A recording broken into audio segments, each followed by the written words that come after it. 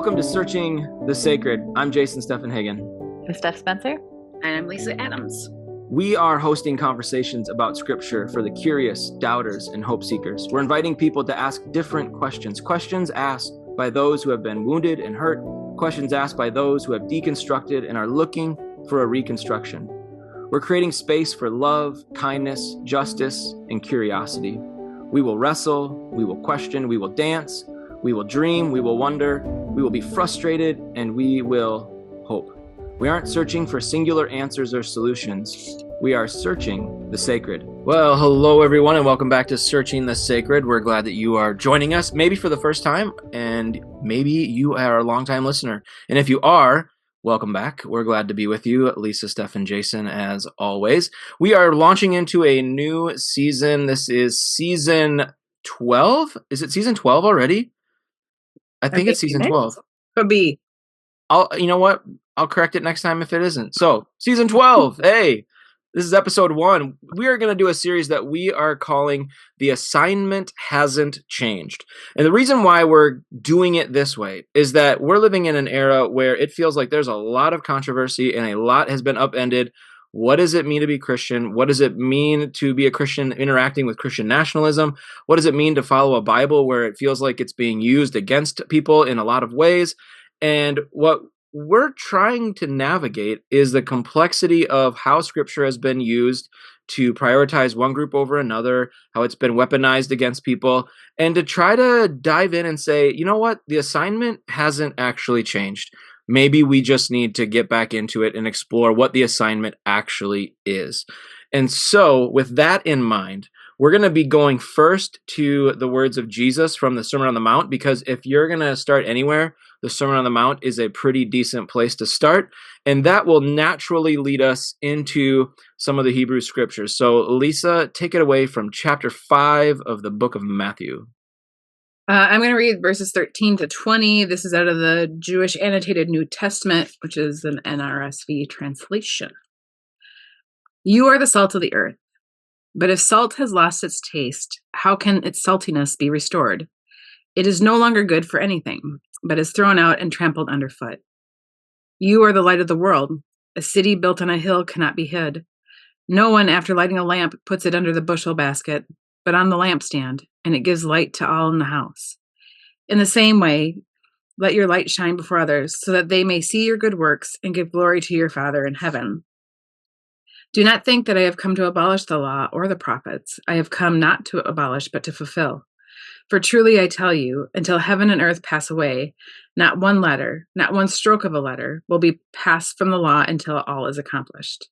Therefore, whoever breaks one of the least of these commandments and teaches others to do the same will be called least in the kingdom of heaven. But whoever does them and teaches them will be called great in the kingdom of heaven. For I tell you, unless your righteousness exceeds that of the scribes and Pharisees, you will never enter the kingdom of heaven.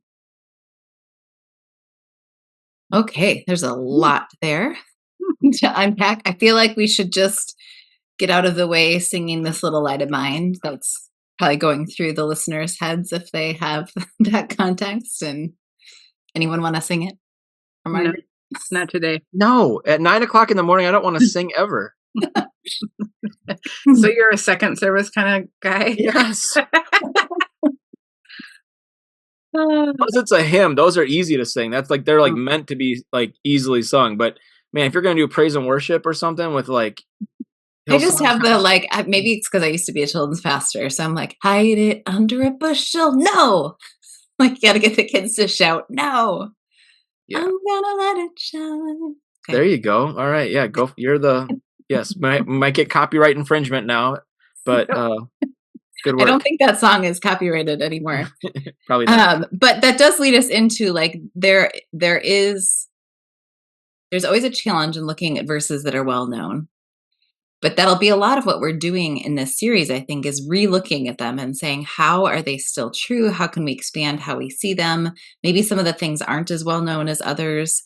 But the idea of like, what is God telling us to do in the scriptures? What does it mean to try to follow this book as a wisdom book for our lives?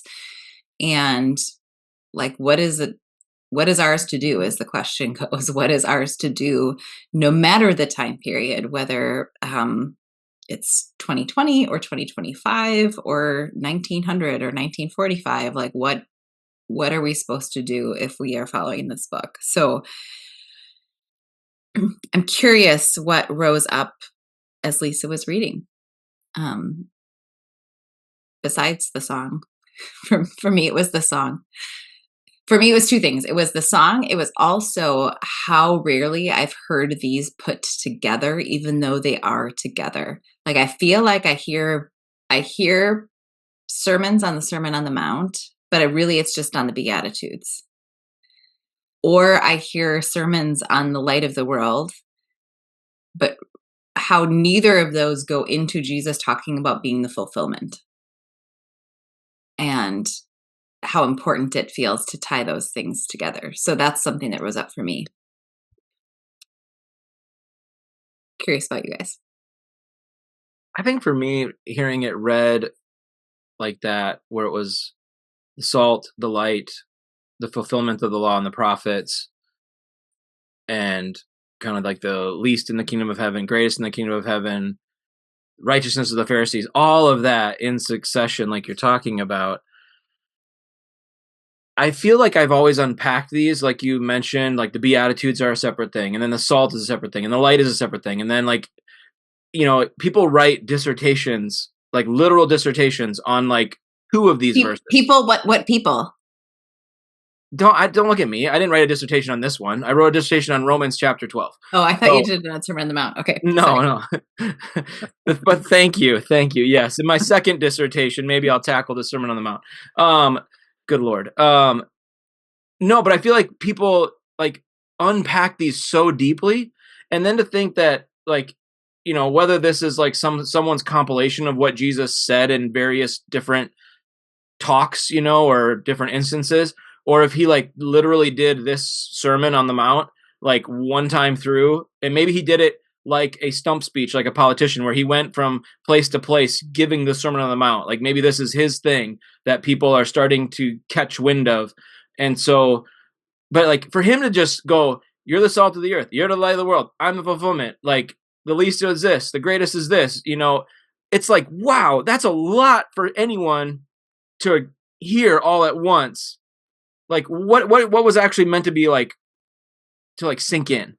Because even when Lisa just read 7 verses, I'm like, I don't know what I was supposed to grab out of those 7 verses, but I'm having a hard time even just grabbing onto 1 or 2 things, let alone unpacking every dissertation ever written about these things. Yeah, I kind of feel like I want the modern day equivalent of like how it would hear, like, so that I could like catch it. Because I feel like it wouldn't be that odd. Like, I don't think Jesus is always like speaking in weird riddles all the time. But Sometimes. like sometimes, but like this doesn't feel like a time where it's, I don't know. If it's like everything's so confusing, then nobody's going to listen to him. Like, there has to be something that makes sense or that you're like curious about. Like, it's got to hit something.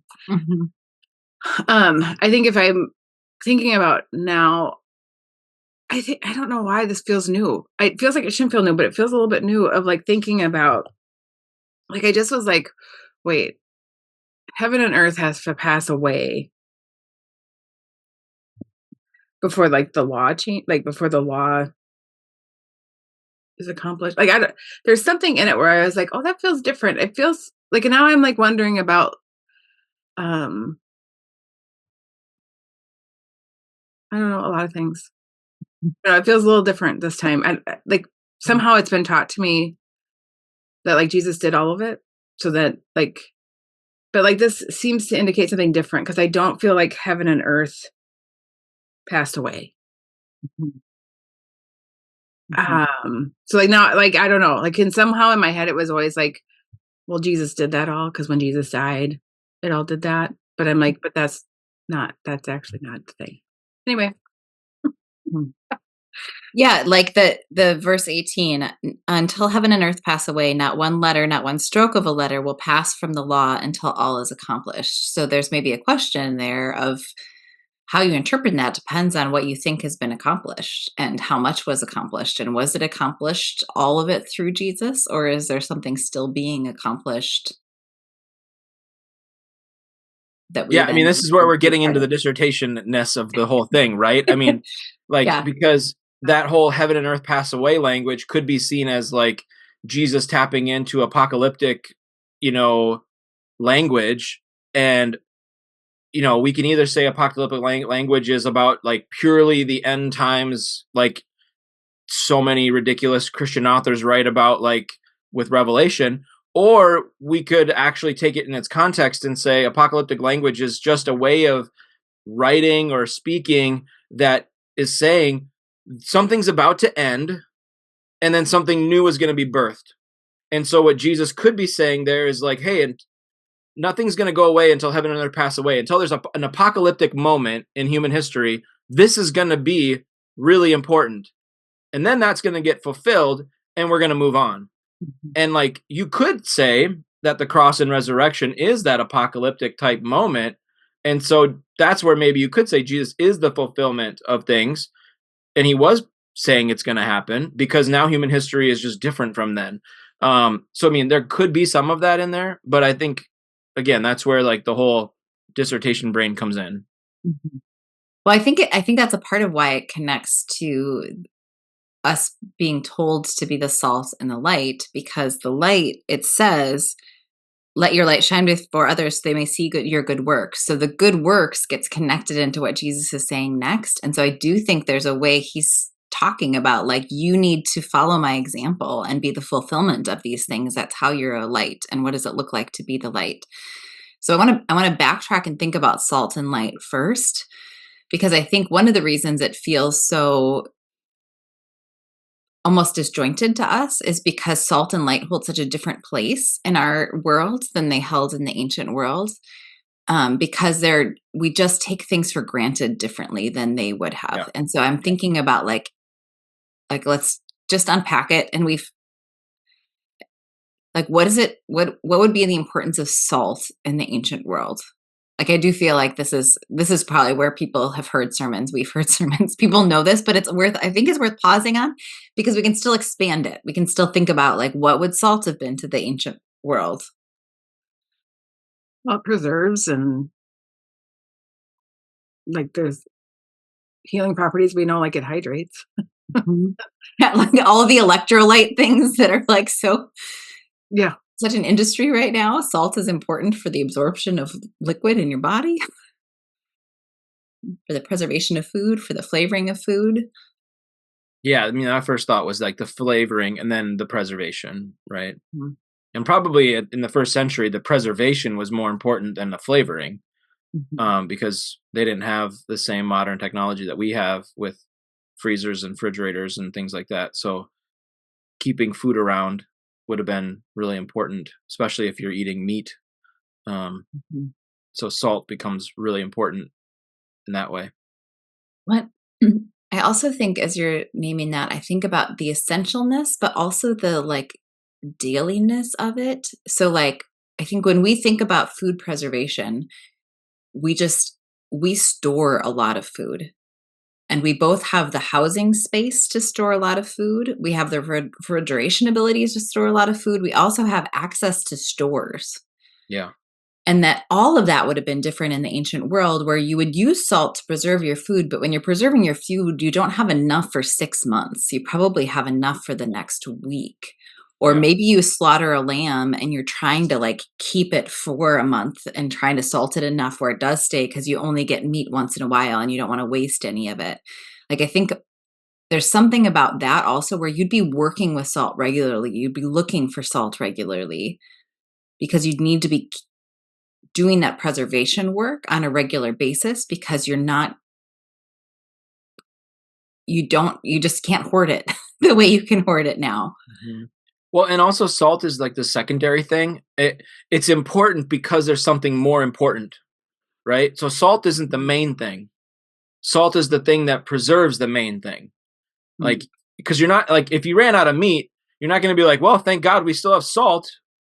That'll get us by. Like, no, you don't just eat spoonfuls of it. Like, it's pointless without the thing it's preserving.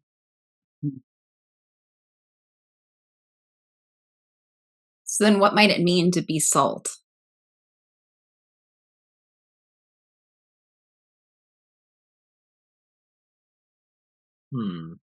And to not lose our taste, because that's the specific, like, you are the salt of the earth, but if salt has lost its taste, the saltiness can't be restored and it's useless. It's like salt has to be salty to do its purpose. This is where I don't know enough about salt. Like, I don't know, like, I don't know. How does salt lose its tasting? I don't know. Like, well, okay, so I think about, does it lose it through uselessness? Like, if you don't use salt, does it lose its saltiness? Or if you use it, does it lose its saltiness? Like, I don't know. I think part of it is knowing, like, one thing that comes to mind is the documentary that I really appreciated called Salt, Fire, Acid, Heat. I think that's the 4 words. When she talked about salt, like, one of the conversations is how many people undersalt their food from a flavor perspective. It was salt, fat, acid, heat. Yes, there we go. Thank you. They're the things you cook with. Yes. Yeah. But one of the things they did in that was they talked about a couple of things. They talked about the nuance of salt. Like, there was this place in Japan that had so many different kinds of flavors of salts, which I think that probably is a modern thing more than an ancient thing. But the thing that does feel like it's an ancient thing is she talked about always tasting the salt you're using before you put it on something, because salt is not equally salty. So, like, don't just use a teaspoon of salt. Know how salty your salt is. Oh, that's interesting. That, like, a teaspoon of the, like, little cardboard jar is not going to be the same as fresh ground Himalayan salt, is not going to be the same as the coarse sea salt. That, like, you need to know how salty your salt is. So that feels like something. Yeah. So, like, be the saltiest salt. What were you going to say, Lisa?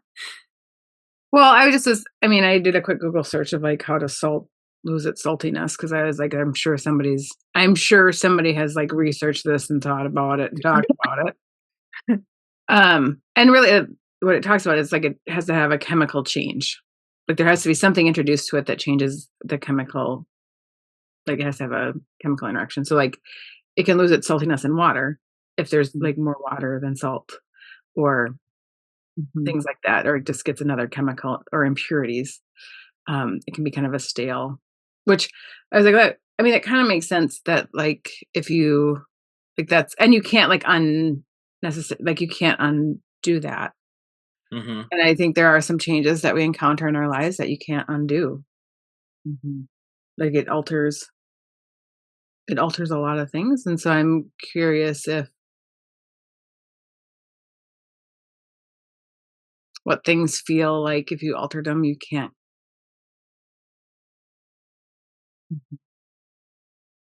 Well, I mean, because, like, it also, like, it's a weird thing to be then talking about it's no longer good for anything. It's thrown out and trampled underfoot. It's like you become purposeless. At some yeah, if you get diluted, you become purposeless. This feels super evangelical right now. I'm not gonna lie. Like, my idea is like, oh, where are we going here? I don't like it. I don't like it. I think about it then connected to the Beatitudes that have come before. And, like, when we, like Jesus has just finished saying things like, blessed are you who hunger and thirst after justice.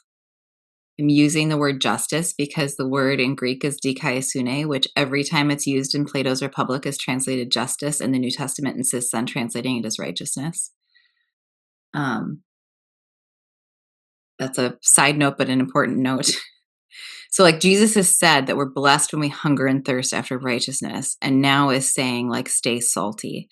And so I think in the evangelical, like, certain streams of how we've been taught would say you stay salty by staying preachy, as compared to, I think the Beatitudes might say something like you stay salty by staying oriented around what God says is important, which is things like mercy and compassion and justice that Jesus has just talked about.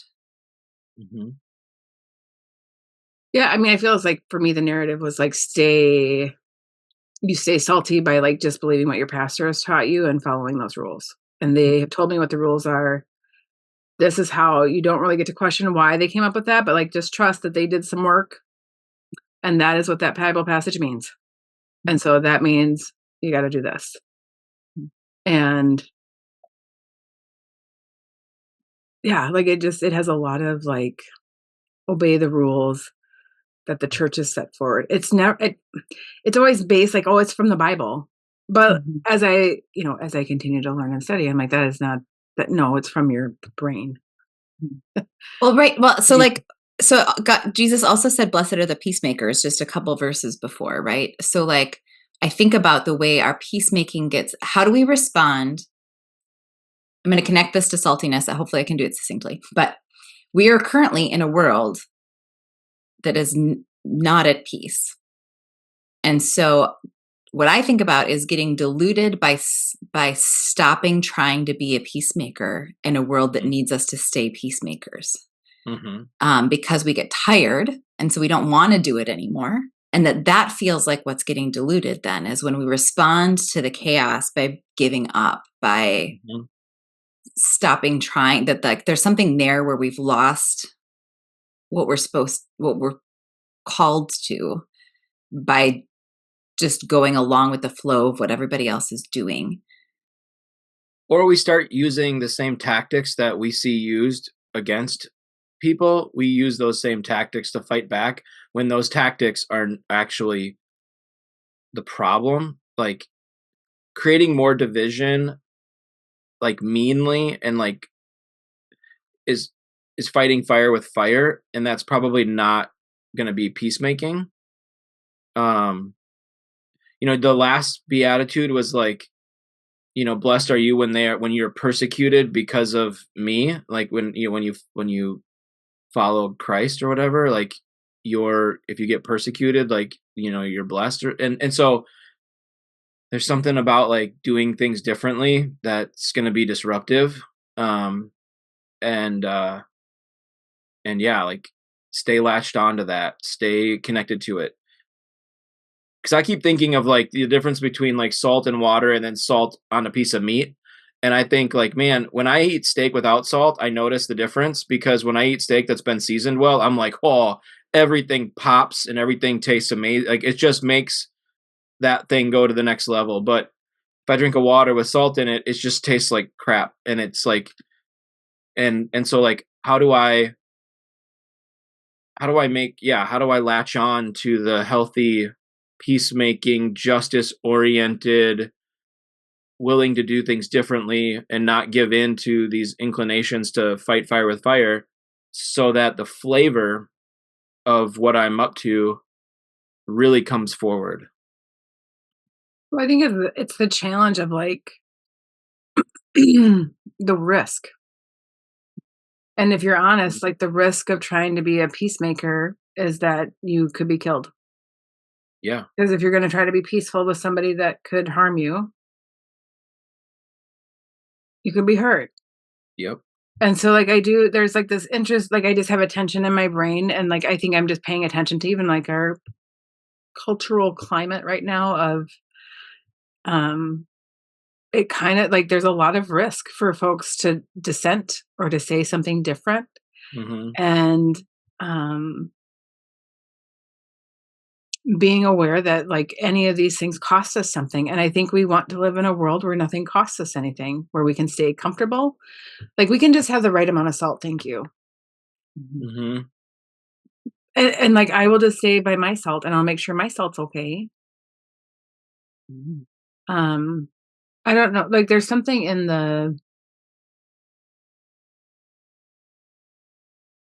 there's a way sometimes I think that like peacemaking means you just be quiet and like peaceful.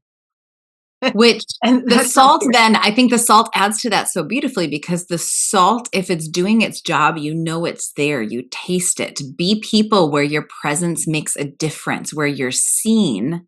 Yeah. Because you have made it better, because you've been following the Beatitudes, the world is more just, it is more peaceful, because people can taste your presence. Don't lose that saltiness.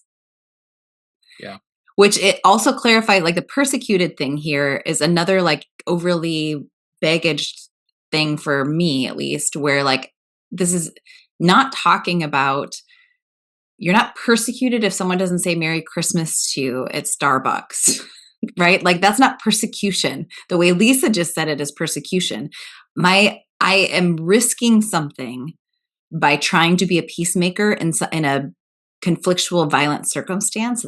That is the kind of persecution I believe Jesus is talking about here, is kind of persecution that comes with the risk of living the way Jesus is asking us to live. Be willing to have that and stay salty. Right. Yeah. And like, I always kind of question, like, okay, what does it mean to be a person of peace? Because we do see it as kind of almost apathetic, or like, I'm nonviolent, I'm just never going to raise a finger. When like, the Hebrew understanding of peace is that idea of shalom, which is living in right relationship with God, self, others, and all of creation, and having a justice infused posture. Right? That's shalom. Shalom is a much deeper understanding than just simple, I don't raise a finger against the ant walking on the ground, or I'm just not here to ruffle feathers. Like, that's actually not peace. Peace doesn't mean you don't ruffle feathers. Peace is moving towards right relationship, healthy relationship, justice infused relationship. And you're not going to do it in an attacking, violent way, but you are going to push and prod and like desire for people to be seen in their full dignity and their full humanity. We've talked about this in the podcast before, but just to add to what you're saying, shalom includes in its definition or idea, the idea of repair. Yeah. It's the wholeness and the peace that comes through repair, which requires something of us. There's work to do to repair. It can't be passive. And I also want to add, I want to also think about that sometimes peace requires disruption. Then shalom requires disruption, and we misunderstand disruption as conflict. Or like I was talking about this with somebody recently, because I participated in a nonviolent protest, but it was a disruptive protest. Like it shut down traffic. It should.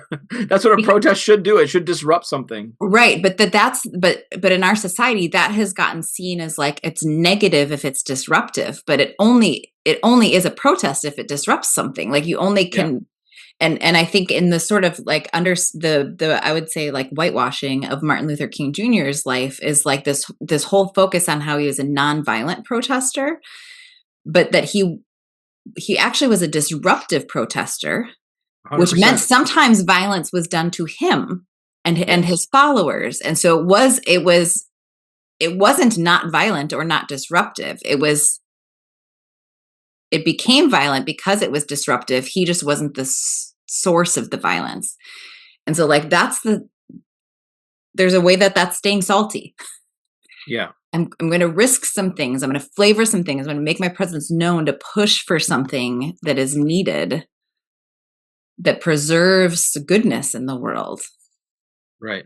Yeah, I had someone say to me once during some of the George Floyd protests and things going on, and it was there was people blocking one of the freeways, like an on or off ramp or something, and it was like, oh, I mean, I'm fine with people protesting, but like, do they have to do it there? I mean, it's just annoying. And I was like, that's the point. Like, they're not causing an accident. Like, the police are rerouting traffic in a very like thoughtful way. Like, no one's going to get hurt. They're the ones putting themselves at risk. Like, they're disrupting. They're getting on the news because they don't want this to keep going. They're disrupting. Like, this isn't violent. Like, this is a good form of protest. And I'm not saying everybody should just run in the streets. Okay. Yeah. And nor I think there are any of us saying protesting is what Jesus is asking for. It could be one of the routes, but it's in the realm of staying salty, taking some risks. Yeah. Towards the kinds of things that have just been talked about in the Beatitudes. Mm-hmm. Light. Like light is similar but different. So light in the ancient world. Fire, sun.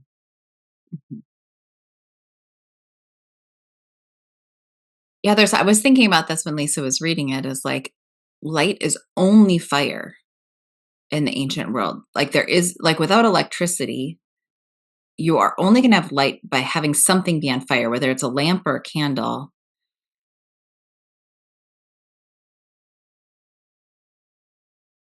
Which shifts something.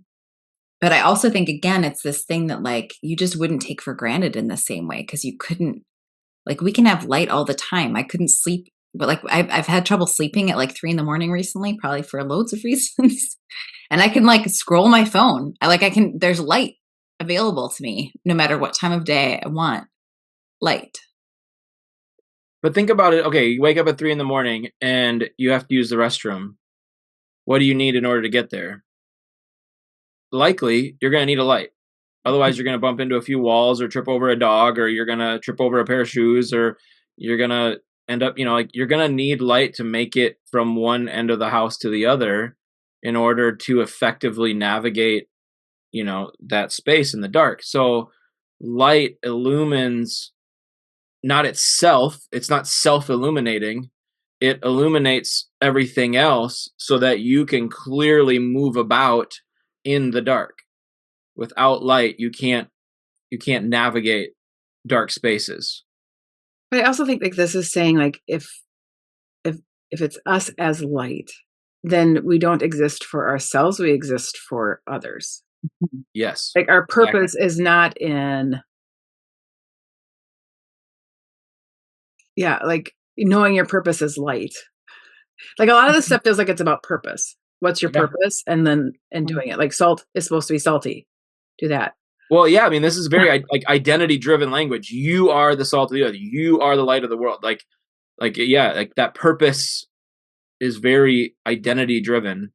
And they have in common, like, I think this is a great point, Lisa, not being for themselves. Like, right. Jason, you were talking about that with the salt. The salt is being used to preserve the meat. It's not in it of itself as valuable as it is towards the other thing. And that the light is there for people to see by, to make it safer, to make it warmer, to make it possible to live. Right. And I think about how it's also like putting it on a lampstand then seems like it's about a few things. One is if all light is fire, if you cover it, it's not only going to not be as effective as light, it's also going to put the light out. Like it will run out of oxygen if you cover it. So there's something there that feels a little bit deeper than I've thought about before. But then also if you put it up, it's just more useful. It sheds it wider. And so it doesn't require as much. Like what I'm thinking about there is how in my modern Western individualistic German work ethic mindset, I think then, okay, if I'm supposed to be a light for others, I better work really, really hard to be as shiny as I can. Like that's my job, is to have a lot of work behind my light. Whereas Jesus is saying something more about the way you position yourself than the way you conjure something. Like, I don't know if that makes sense, but it's not my job to burn brighter. It's my job to burn smarter, I guess, is like something about that feels important to me. Maybe you guys can help flesh it out. Say it a little differently. I want to track with you, but I was having a harder time. Yeah. So if I'm the light of the world. Yep. And I think about it in the way that I tend to think about it as a overachieving, overfunctioning trauma response, German work ethic, individualistic person that I am. Yep. And I hear that assignment, if I'm the light of the world. Gosh, I better burn bright if I'm supposed to light. I better work really hard to do all of the good works, to do all of the things that Jesus is saying to burn brighter. Yeah. Whereas what Jesus is saying, you light a lamp and you put it on a lampstand, and by putting it on the lampstand, it gives light to the house. which feels like then it's not about the effort of the lamp to be brighter. It's about the lamp being itself and being positioned well to light the house, Mm-hmm. which feels like it still calls me to do something, but it releases me from some of the shoulds around it, or do you know do you know I what I'm feel saying, like, Lisa? well, I think what I see in it is the idea of what's interesting is like, because when you hear like you're the light of the world, I mean, you're thinking of yourself as pretty Pretty important. important. You're the light of the world. Well, like, give me my star. And but like what it's saying though is like beyond even this the lampstand of like where you're positioned in a way so that others like it lights the whole house versus just lighting your own pathway or lighting your own little space. It's like it's light for the whole house, and then it's like the double down even after that is like you do it so everybody can see it, but it's still not about you because it's really about God and God's glory. So like it's like it doubles down that it's not like you're not the star. Mhm. Well, Have a function. okay, well, hold on. At the Yeah. end of that section, it is you are the light of the world, and you don't want to put under a bushel basket, rather put on a lampstand. But it says, in the same way, let your light shine before others so that they may see your good works and then give glory to God in heaven. Right? So Which else? because you're not shining a light on God. Let's be clear. You're shining a light on your own works, Yeah. your good works, so that people will give glory to God.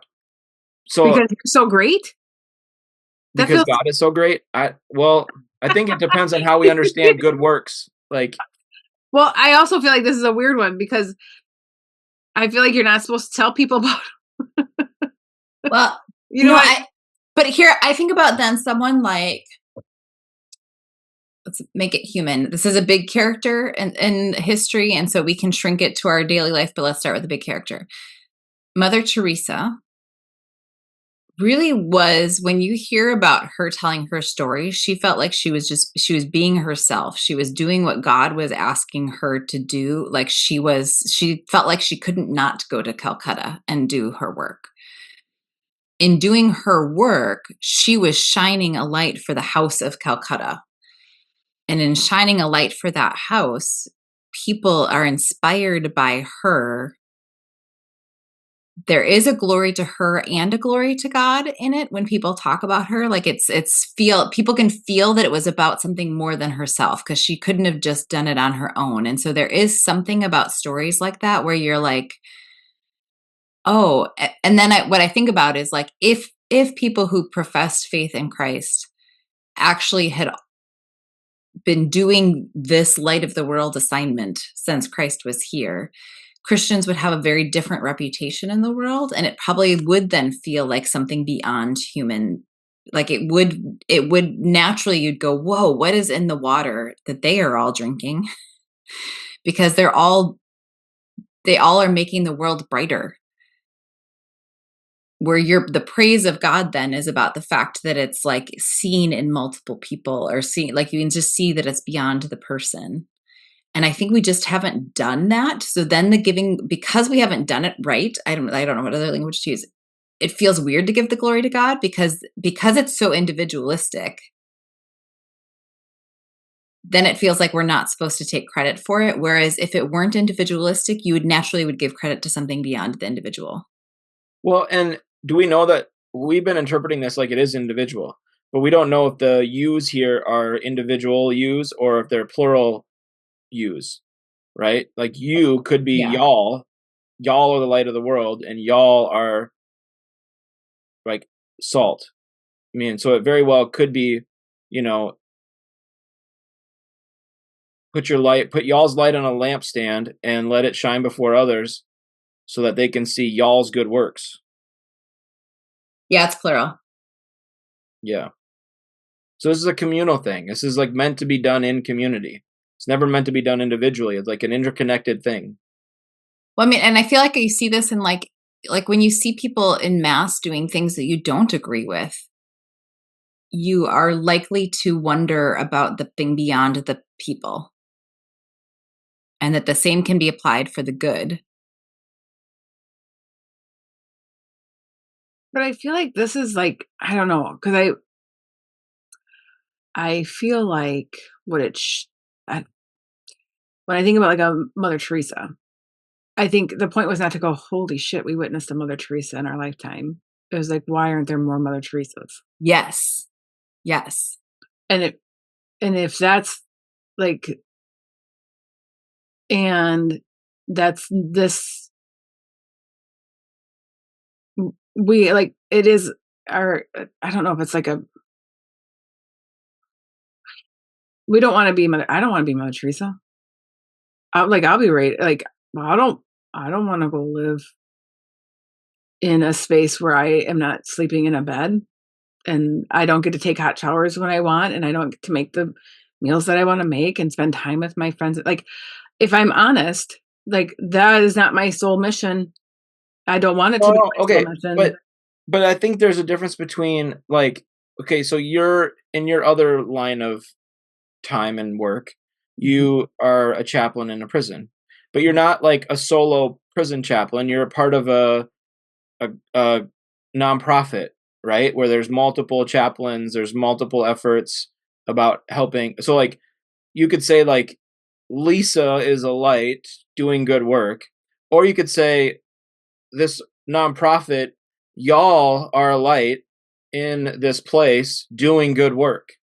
And like maybe right? but this is where I get a little bit like frustrated, because I actually think that the men who are incarcerated that I meet with are the ones are the lights, and like it's not broaden me. it out. Like there's the chaplains, the nonprofit, the people in the prison system, y'all are a light.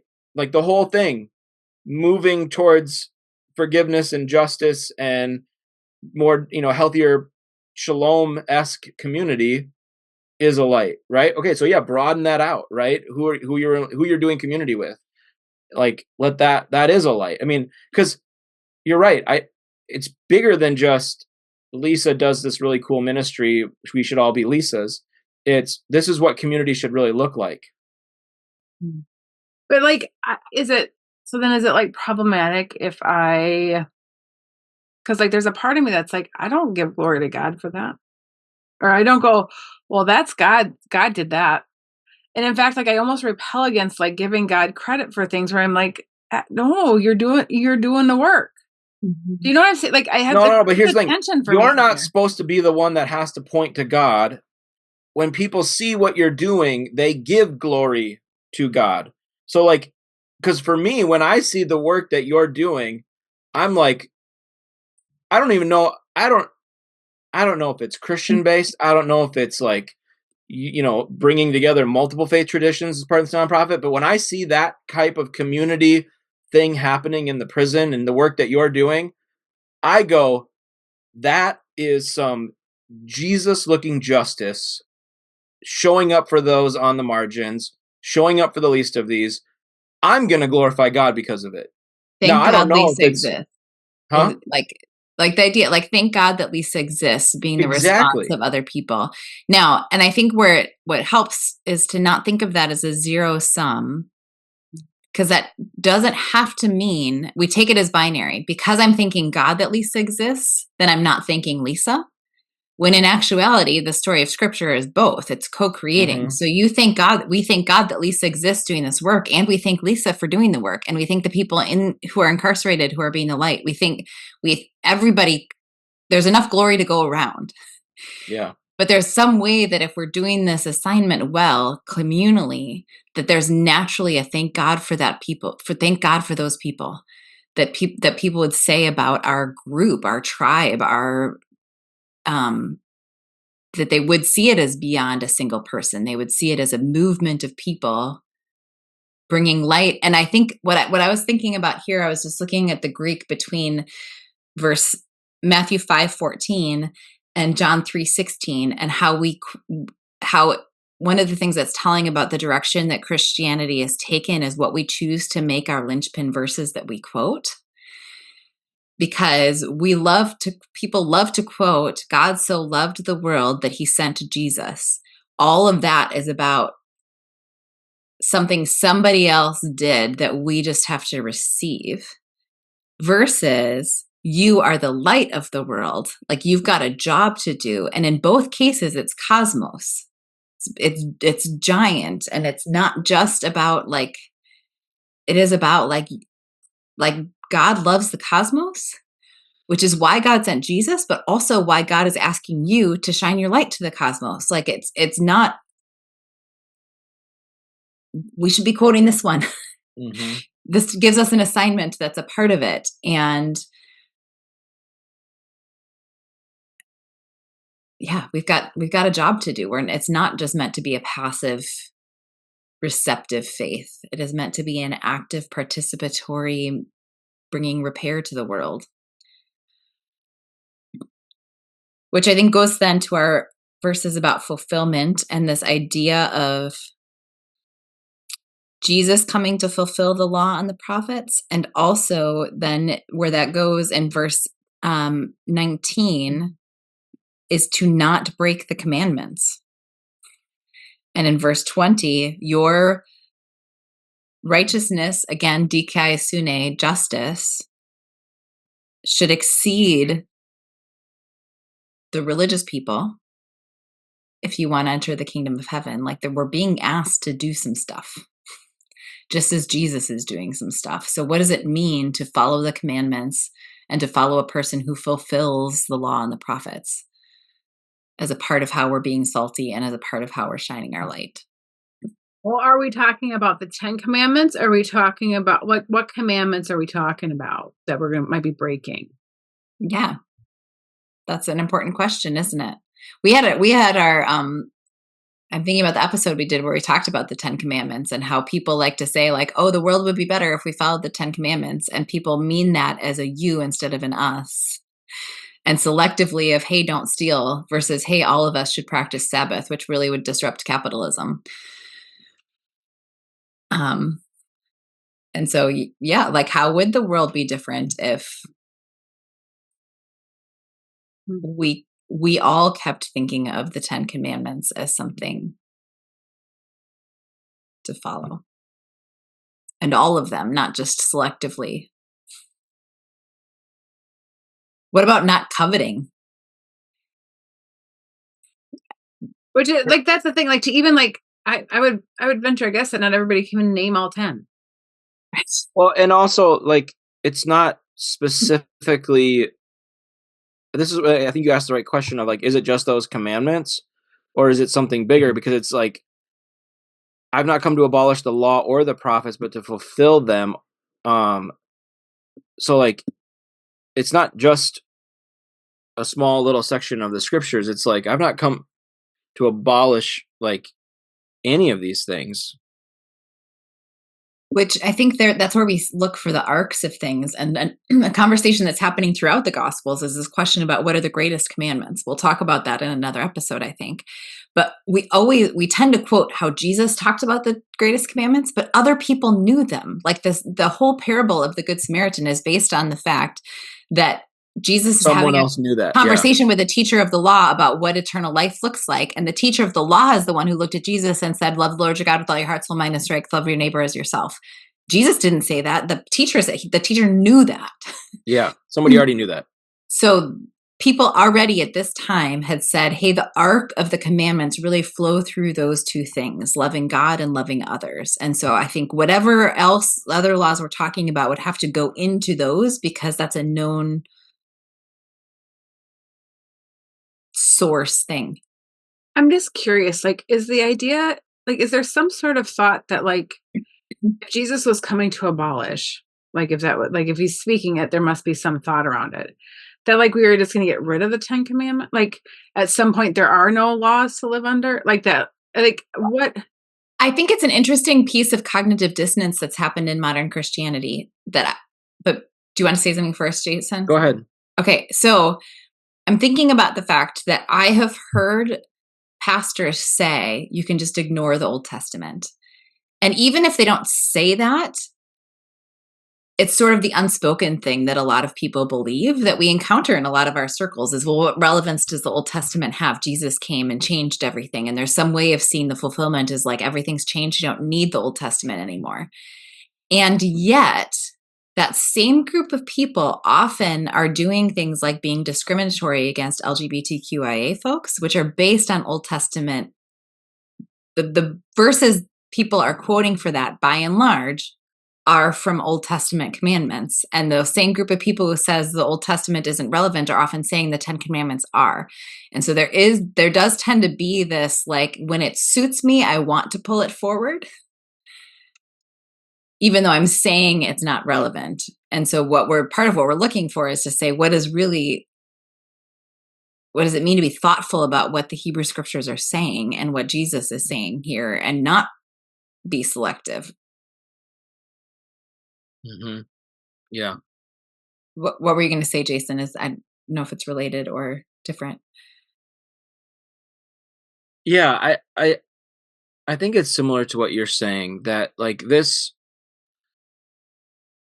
thing that we have in the Hebrew scriptures of a people's wrestling with what it means to be human in relationship to the divine, the ups and downs of becoming a nation, liberation from slavery, getting to the quote unquote promised land, having it all go completely sideways so much so that you end up in exile, and you're still trying to figure out like what does it mean to be a people? Like, what does it mean to be human when you think that?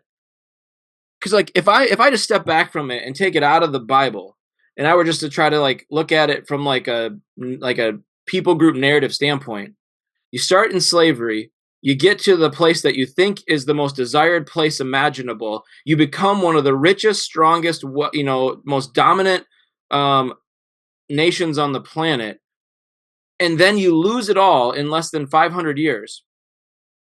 Like, that's got to mess with you. Like, it's got to really, really, really mess with your identity, and like, what in the world? Like, who are we, and how do we get here? And we're still under Rome.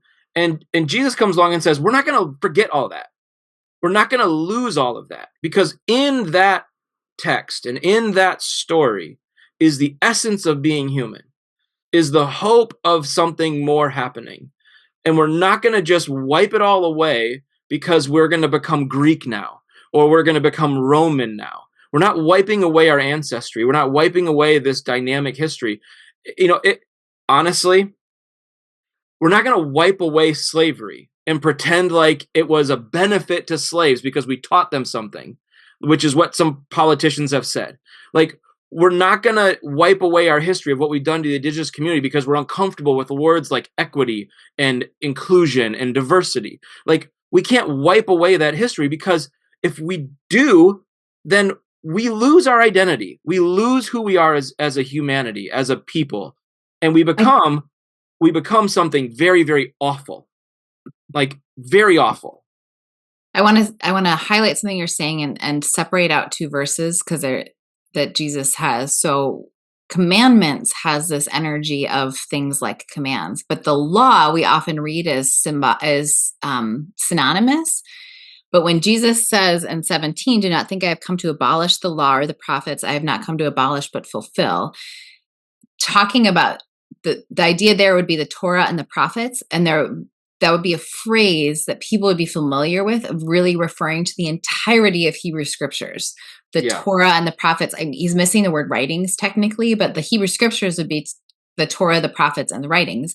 And so by saying I'm fulfilling the Torah and the prophets, there would be an energy of don't forget the entirety of this history. This isn't just about the 10 commandments. This is also about the story of creation in Genesis. This is also the story of the slavery in Egypt. This is the story of all of it. Hold on to all of it.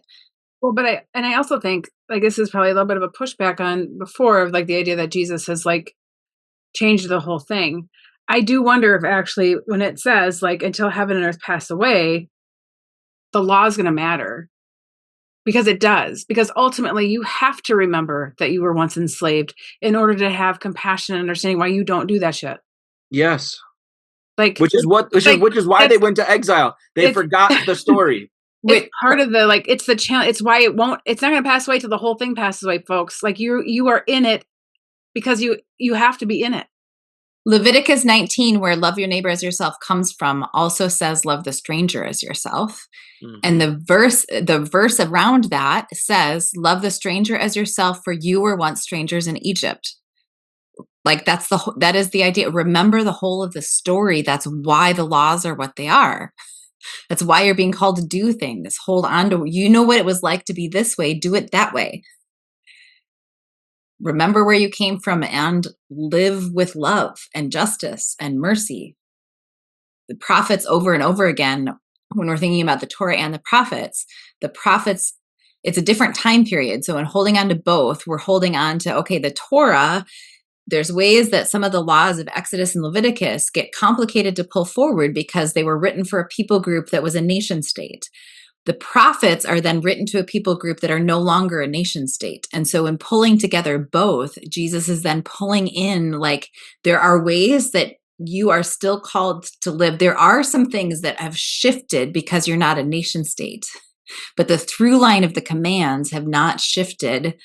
And you can see what those are in the prophets. Like, pull both as a way of then seeing how to live today. Because well, and also the reminder, if we like go back into Genesis and start looking at, like, how did God create people? What is the intention of creation? And, like, what does that work to do? Because that's beyond, like, remembering that you were enslaved, but also remember, like, how you were created and what that work was and what that work is and continues to be. Like, the invitation of, like, where do we land? And also, like, that, to Steph's point, like, when we talk about Sabbath, well, like, in the commandments, it feels like it's a subversive thing against capitalism. In Genesis, it feels like it's a gift. If you want to take care, like, if you want to receive it, it's yours to have. And so we oftentimes talk about, like, grace being this gift. But what if we talked about, like, Sabbath as much as grace, that, like, we actually, like, we could see again, like, there's, like, these through lines for many things, not just this, like, because, like, at this moment in time, we don't have anything beyond. We don't have a New Testament. We don't have Paul's writings. We don't have, like, we just don't have other things. So, like, the callback isn't about Paul's words. It's about this thing that's existed for a really long time. And it doesn't mean you don't move forward and continue to gather history and different things in it. But I don't know. It's always helpful for me to remember, like, at this moment, the New Testament doesn't exist. Jesus is speaking towards the things that have gotten us this far. Right. And so he is speaking to a crowd about being the light of the world because they can walk away from that message and instantly be that, which means it can't just be about his death because he hasn't died yet. It can't be about Paul's words because he hasn't written them yet. At this point in time, people are capable of being the light of the world based on all that they already have from the Hebrew scriptures and how Jesus is helping them see what that means for their current state as an oppressed people under an empire. And it obviously matters, because if it didn't, why would he even mention it? If all it was about was him dying and rising again, who the hell cares what people, what light do you need to be? Right? Like, in some ways, the message doesn't make sense if we don't actually pause and let it make sense in this moment. Yeah. And there's a way, as we're framing this series, the assignment hasn't changed. Part of how Jesus is beginning his ministry in Matthew 5, this is early, is telling the people he's talking to the assignment hasn't changed. The law still applies. There might be shifts and nuance and how it applies. You got to pull that history forward thoughtfully. I'm fulfilling it. So look at my example of how I'm living it out in this complex world. I'm going to show you the way to live it out now and be a light and live like I'm living. Go now, not 3 years from now. Yeah, but it's also not so prescriptive that you can't actually make it in you being you. Like, there's a way of, like, sometimes I think when we think about, like, what would Jesus do, it is this question as if we always know what Jesus would do, or like Jesus was the perfect example of all the things and that's what you do. But what if Jesus is, like, he's saying, like, I'm doing it, I'm showing you a way in. It doesn't have to be that every other way, there's no other potential. Like, I don't know. Like, I don't think Jesus was like, everybody should be breaking Sabbath and feeding people out the grain. That's not the point. That's not what he's trying to say. He's saying, like, if you're going to do it and it's harming other people, don't do that. Mhm. So like, it's not like it's just a new list of rules that Jesus is implementing. He's not trying to say like, here's all the ways that you have to do it. He didn't give us a new set. Like it's the invitation to like go back, read it, understand it, and live into it. The Sabbath is a great example of what the example Jesus is giving us of what it looks like for him to fulfill the law, of saying he does follow Sabbath. And sometimes he breaks some of the rules humans had put on top of Sabbath in order for Sabbath to be about the life that it was always meant to be about. Mm-hmm. The core of it was still there. His disciples and he were walking through a grain field. They weren't harvesting. They weren't breaking. Trying to gain a profit. Right.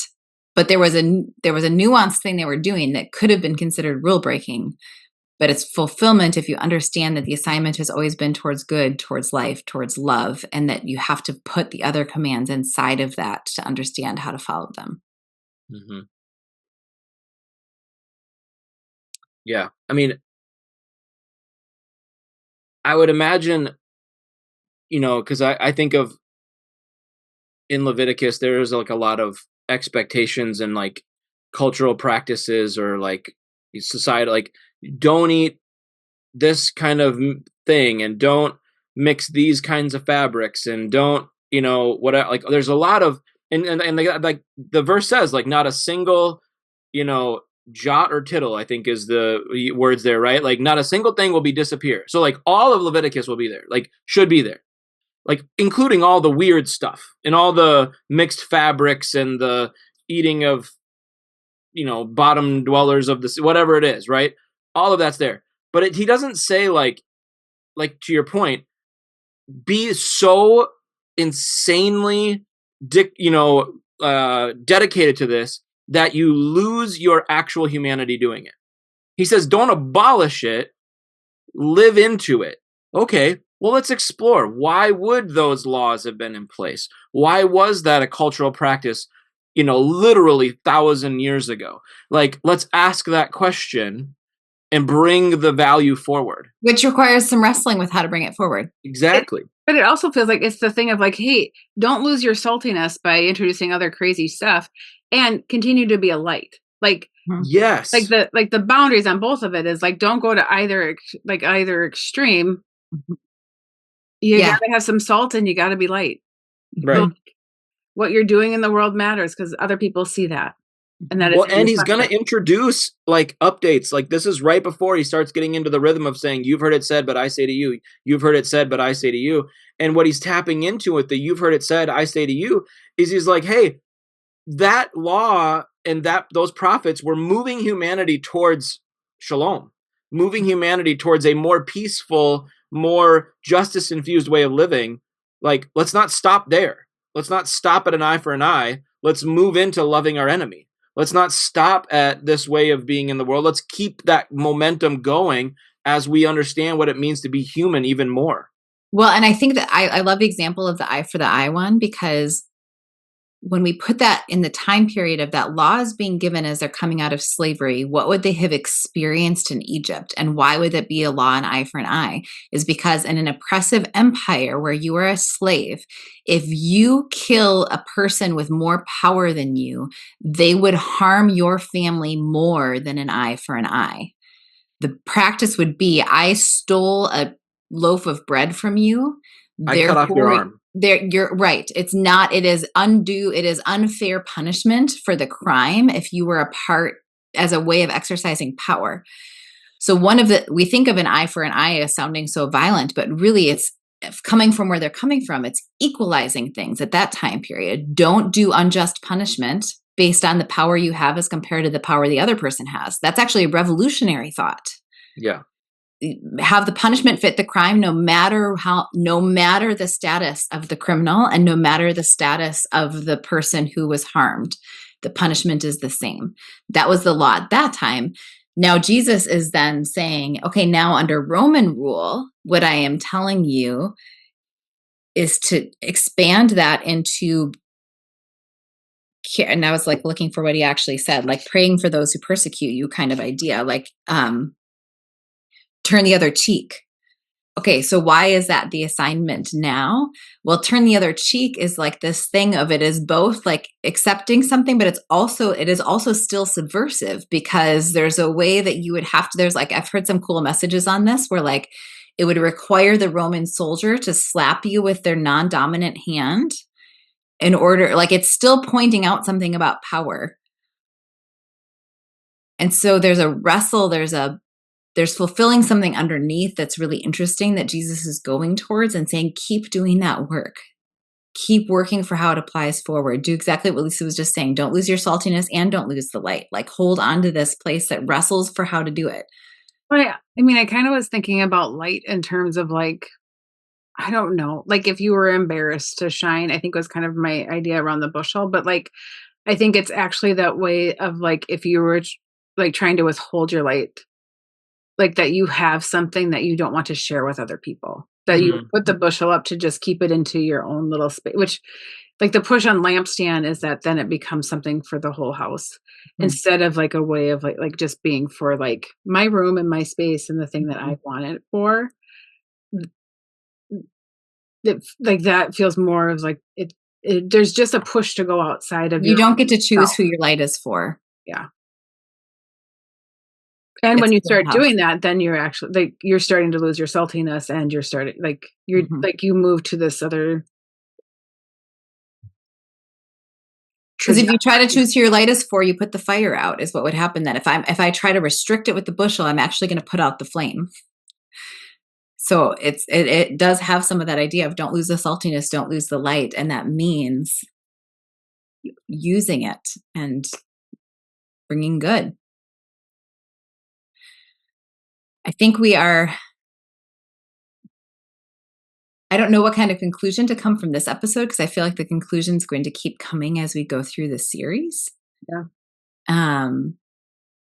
And so I don't know, I don't want to overly close this episode. I want to say like, let's keep talking then about what this means. Like I guess maybe how I would say it is like, if we assumed we could resolve this now, then the rest of the New Testament wouldn't have to exist, because a part of what you're actually seeing them do is wrestle with what this means. What does it mean that we are supposed to be a light and that there's something being fulfilled, but we're still supposed to live it out? That's the whole conversation in Acts about, do we eat pork or not now? Do Gentiles have to get circumcised? That's what they're wrestling with, is these words of Jesus. How does this come forward? How are we supposed to keep living? What does being a light look like in our circumstance? And that we're supposed to then keep having that wrestle now, which is disruptive and hard. What does it look like to be peacemakers? What does it look like to love our neighbor now? Well, it also makes me think a little bit like, I feel like I actually, because I like to think that Jesus always knows what he was going to say and doesn't change his mind.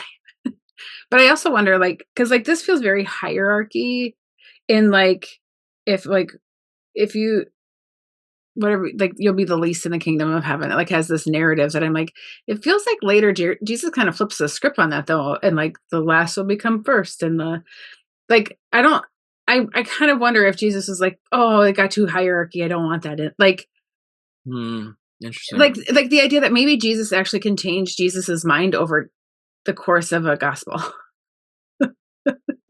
Like over 3 years, can Jesus change his mind a little bit about how he would want to phrase something, or like what he wants people to pay attention to?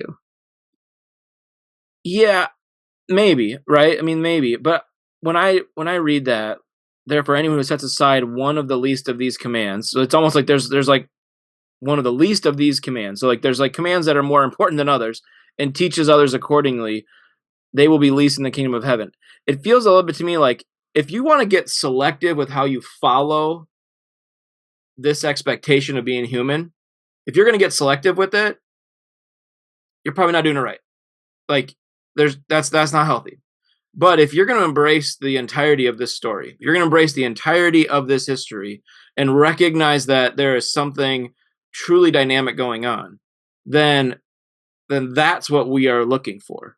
We're looking for someone to embrace and not get rid of any of it. To say like, this is all here to help us understand what it means to be human and follow after the divine. Yeah, and maybe the invitation at the end is not so much like be more righteous than the scribes and Pharisees, but like the idea of like, you like, that's not what makes you righteous. Right. Like that's not it. Mm-hmm.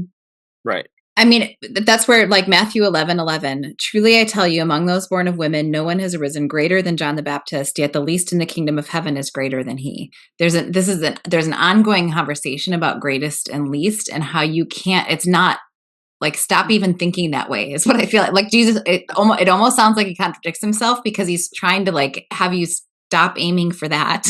Yeah. And aim to be the light. Yeah.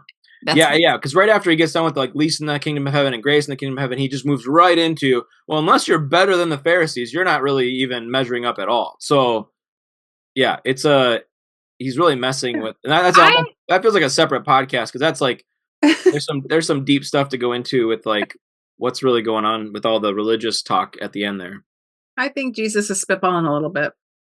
Yeah, I'm gonna let Jesus be a spitballer, because maybe this is like, maybe if Jesus is like the politician going around with his stump speech, this is like the early version of the stump speech, and he's got to work into. Yeah, then too many people were like, "Am I the least? Am I great? Am I more than them?" And he's like, "No, stop." That's like, oh crap! I dug myself into this hole.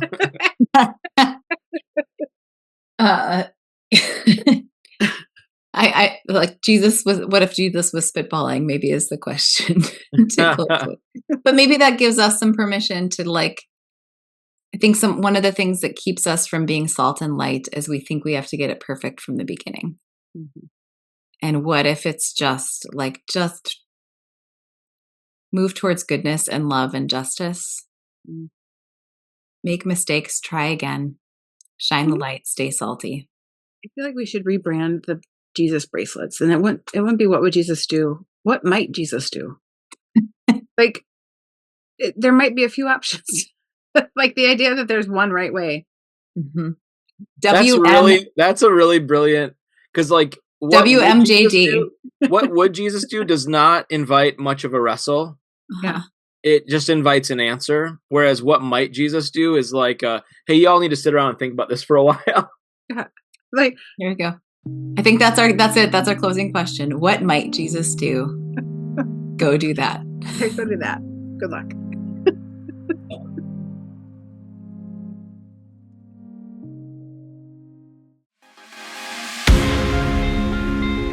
This has been a 40 Orchards podcast. At 40 Orchards, our mission is to create circles for all people to wrestle through biblical text so that together we can expand each other's experience of what is sacred, whole, and good.